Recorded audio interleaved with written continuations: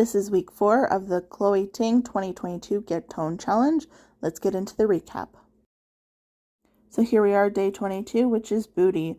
So we've made it to week 4. So this challenge is almost over, which I'm really excited about because, to be perfectly honest, I'm getting bored. So the videos at this point are just like really repetitive. I've done it. I've seen this before. I've done this before.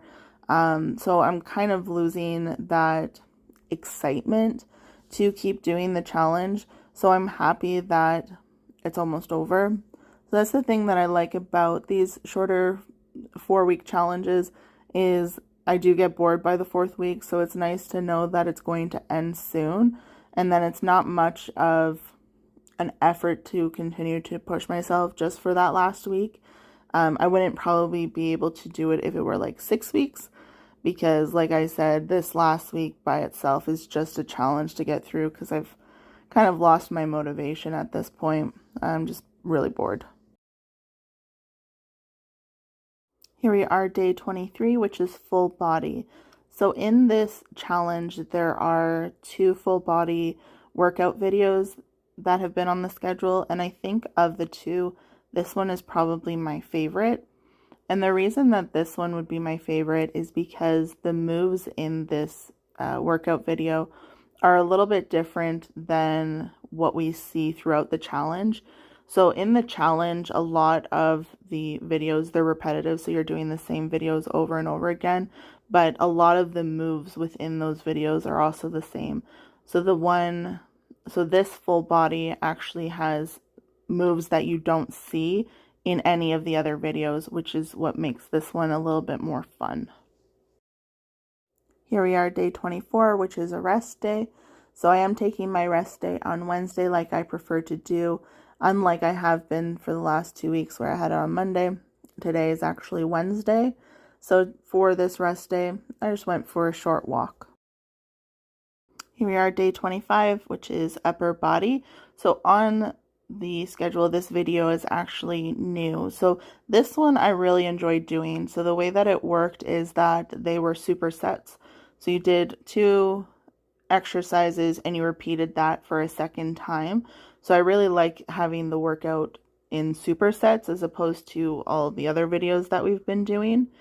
Also with this one, I liked that she included the reps, so I knew how many I was supposed to do, which I also prefer over just doing it for like, say, 40 seconds.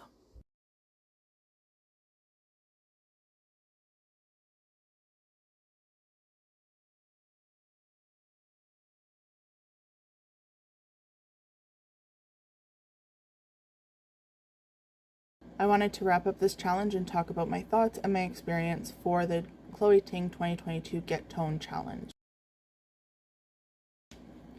I wasn't expecting to get toned in 30 days. I find that Ting uses in her titles a lot of like get toned, get fit, get peachy, get shredded.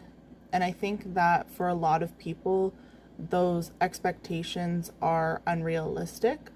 And I don't think that Ting is intentionally guaranteeing or saying that you will get this by following her schedule for 30 days. I don't think that's what she's trying to imply.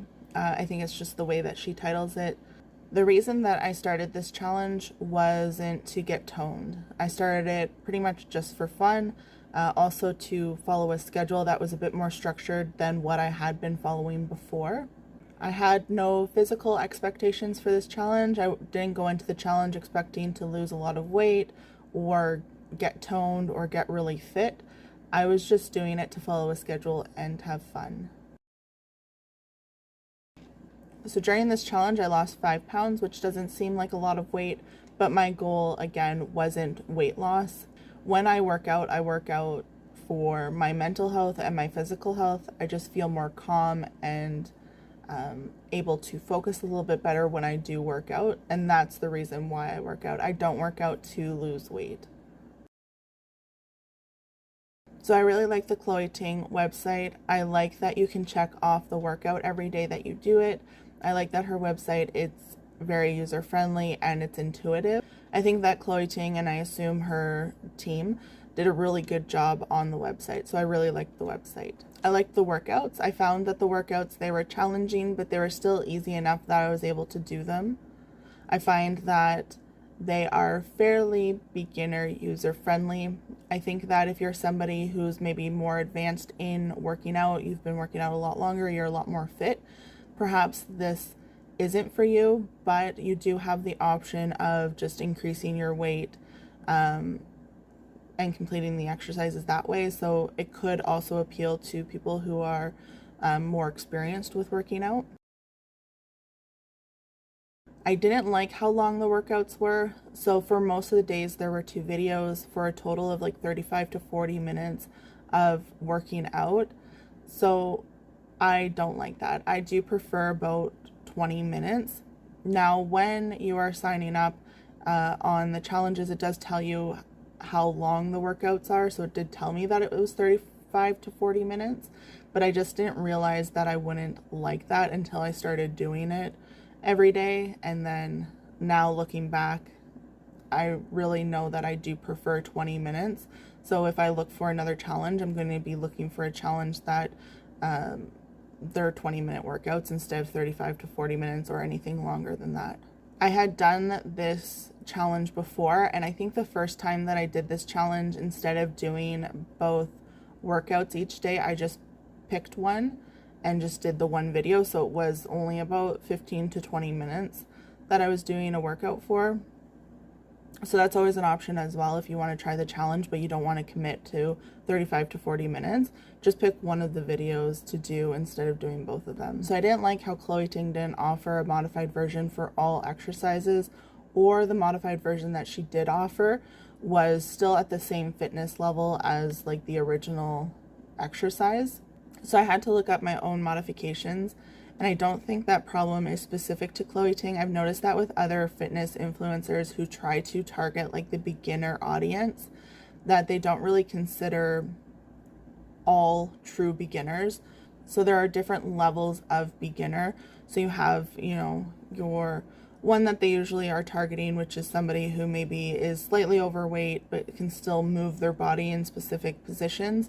Whereas you have like even more beginners, which would be people who are morbidly obese, even people who have limited mobility and things like that. So I find that a lot of influencers who are targeting a beginner audience don't consider those true beginners, morbidly obese, or people who have limited mobility.